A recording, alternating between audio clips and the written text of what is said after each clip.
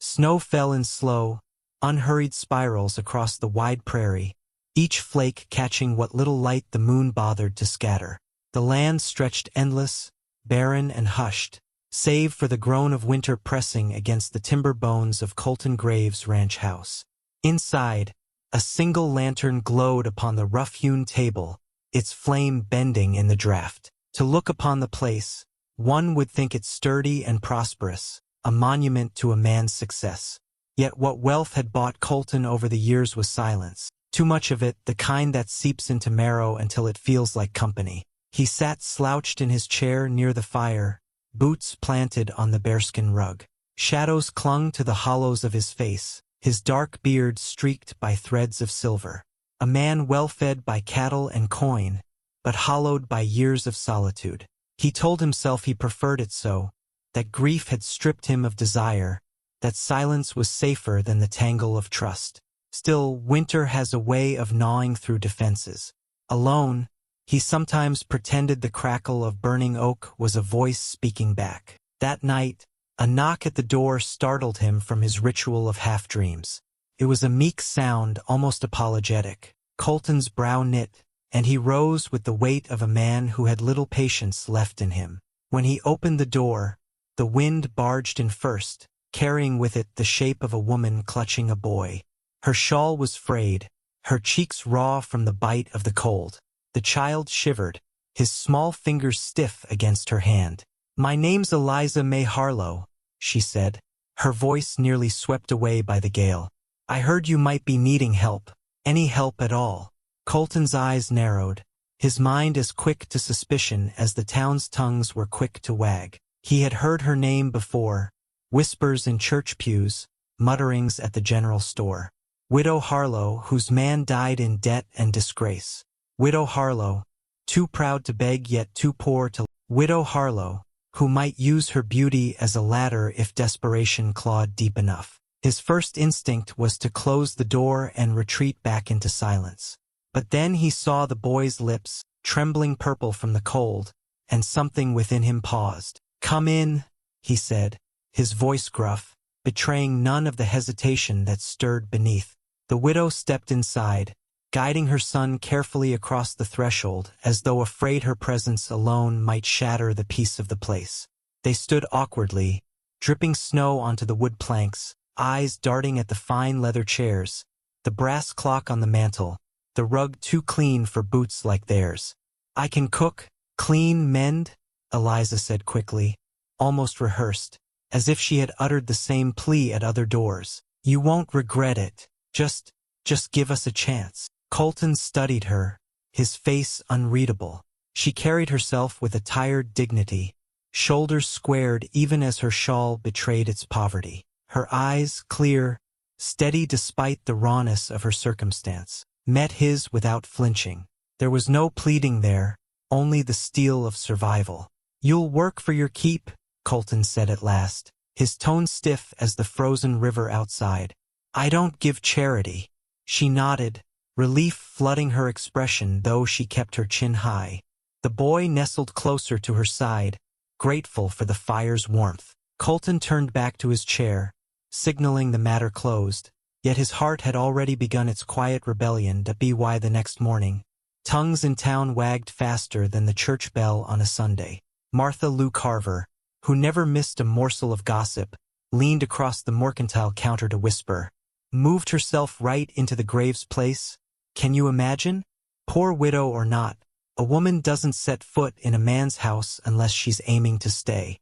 Sheriff Jedediah Pike, overhearing, narrowed his eyes. "Colton's a fool if he lets sympathy cloud judgment," he muttered, though a flicker of envy touched his tone. Word spread swift and sharp, like wind slicing through winter wheat, and by evening nearly every soul in town had their opinion fixed on the matter. Eliza felt the weight of those opinions, though she never showed it aloud. When she rode into town for flour, she caught the glances, sharp, measuring, laced with pity or suspicion.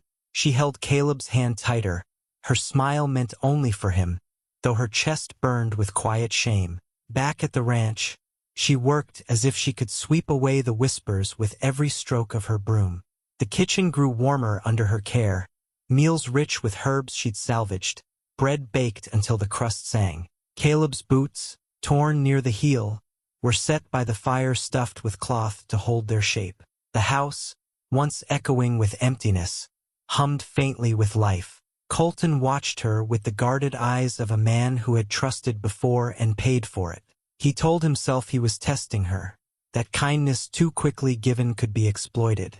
One evening, as the snowstorm raged against the windows, he slouched into his chair near the fire and let his head droop, feigning sleep. Through lowered lashes he watched Eliza move quietly about the room.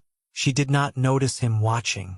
Instead, she drew Caleb near, sat him down, and began mending his boots with thread barely visible in the lantern's glow. Her fingers moved deftly, patient, though the task was tedious. When the boy drifted to sleep against her lap, she lifted her gaze to Colton, believing him lost to slumber. For a long moment she studied him, her face softening. Then, with a tenderness that struck deeper than words, she rose, took her own worn shawl, and laid it gently across his shoulders. The shawl smelled faintly of wood smoke and lavender, its edges frayed from years of use. Yet it was warm, and in that warmth Colton felt something he had long forgotten, the ache of being cared for. He dared not move, dared not open his eyes, for the act was too sacred to disturb. She returned to her seat, silent, folding her hands in her lap as if the gesture meant nothing at all. But to Colton Graves it meant everything. It pierced through years of silence, cut through suspicion, and lodged itself in the secret chambers of his heart where grief had built walls too high. He remained still until the fire sank to embers, his thoughts a storm of questions he was not yet ready to ask. Later, when the lantern was extinguished and the house hushed, the narrator within this tale might have whispered a truth. It is not grand deeds nor spoken vows that thaw the frost of loneliness. It is the quiet grace of a woman laying her shawl across a weary man's shoulders, asking for nothing in return. And so the night ended, not with the clamor of revelation, but with the fragile beginning of change. Colton lay awake long after Eliza drifted to sleep, unable to escape the thought that perhaps winter had brought him more than snow. Perhaps it had brought him the start of something he had long ago stopped believing in. Morning light crept across the ranch house in muted grays, softened by drifting snow. Colton Graves stirred in his chair, the faint memory of the shawl still clinging to his shoulders. He had not spoken of it, nor betrayed that he had witnessed her kindness. Yet the gesture lingered, gnawing at his suspicion. For every part of him that wanted to believe, another part remained hardened, wary that mercy could be a mask. Trust was a door he had long ago barred. The days moved slow beneath winter's hand. Eliza May kept to her tasks, her presence filling the home with a quiet order that seemed less intrusive and more necessary with each passing hour. Caleb's laughter returned, a thin but growing sound, as though he too sensed safety here. Colton, however, battled himself. He told his pride that he would not be fooled, that appearances deceived.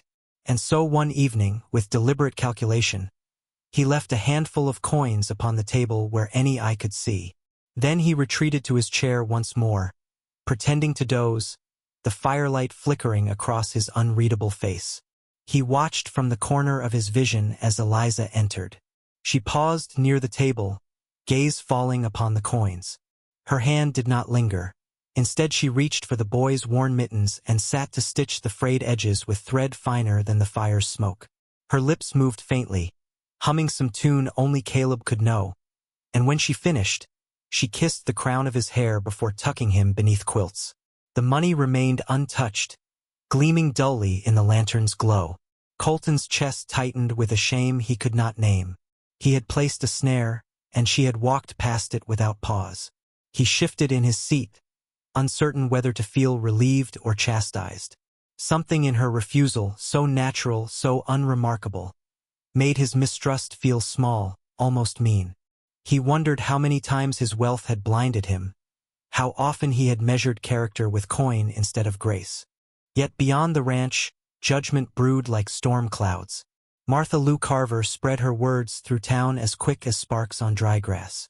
The widow's made herself comfortable, she told anyone who would listen. Mark me, she's after his fortune.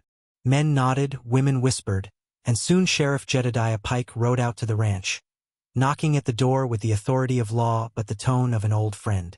Colton met him at the threshold, jaw tight. She's working honest for her keep, he said before the sheriff could speak. Jedediah's eyes swept past him to where Eliza stood, her son's hand tucked protectively in hers. Careful, Colton, he said, lowering his voice. This town can be cruel. A woman's dignity is fragile. Folks talk. Protect yourself. Eliza heard every word, though none were meant for her.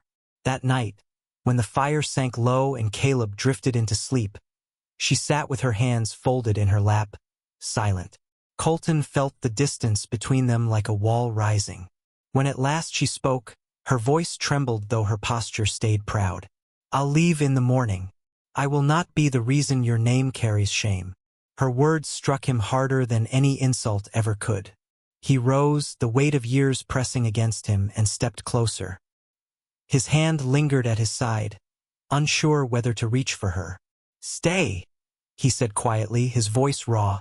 Not for me, but because this house is warmer with you in it. She lifted her gaze to him then, searching his face for deceit, finding only weariness and a sincerity he could not hide.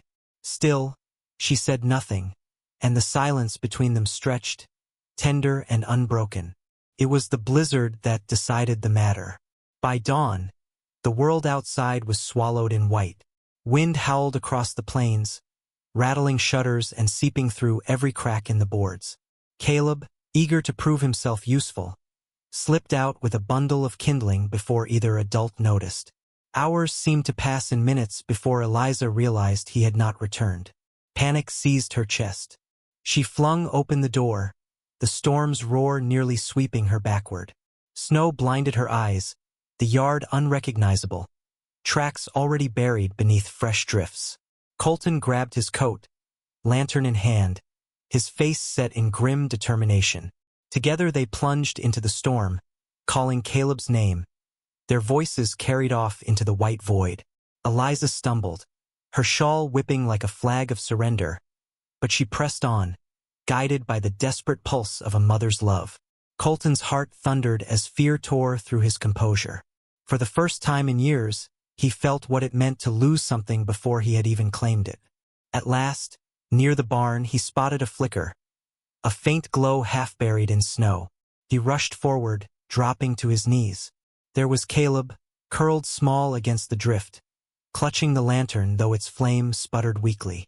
Colton gathered the boy into his arms, shielding him from the storm with his own body, and staggered back toward the house. Eliza followed, sobbing prayers into the wind, her hands reaching for her child. Inside, the fire roared high as Eliza wrapped Caleb in quilts, pressing her lips to his chilled skin, whispering comfort through tears. Colton stood above them, drenched and trembling, watching mother and son fuse into one trembling knot of survival. Something shifted within him then, a thaw no storm could reverse. He removed his heavy coat and draped it across them both, his hands lingering at Eliza's shoulders. For a long time, no one spoke. The house pulsed with the sound of wind outside, the crackle of fire, the fragile breath of a child returning to warmth. Colton sank into his chair, yet his gaze never left them. He realized that what he had feared was not deception, but the risk of needing. And in that moment, need no longer felt like weakness, it felt like life. When Caleb's breathing steadied and Eliza finally looked up, their eyes met. No declarations passed between them, no promises of love or forever. Only a shared knowledge that dignity and survival had bound them closer than words could manage. The town might still whisper, but inside these walls, warmth had been restored. Perhaps if one were to tell the story years later, it would be said that winter tested them, stripping away pretense and pride until only truth remained. The rich rancher who had hidden behind silence discovered that kindness was the only wealth worth keeping. The widow who had been scorned found not charity but respect, carved from the simplest of gestures: thread, shawl, firelight. And if I were to lean closer now, dear listener, I'd whisper this. Be cautious with suspicion, for it can blind as surely as a storm. Love is seldom proven in grand words or riches laid bare, but in the quiet shawl across weary shoulders, in the lantern a child refuses to drop, in the coat laid gently over two lives intertwined. Remember this, and you will not go cold, no matter how fierce the winter. So if this tale warmed you, stay a while longer with us. Subscribe to these Wild West Nights, where every story carries its own lantern against the dark.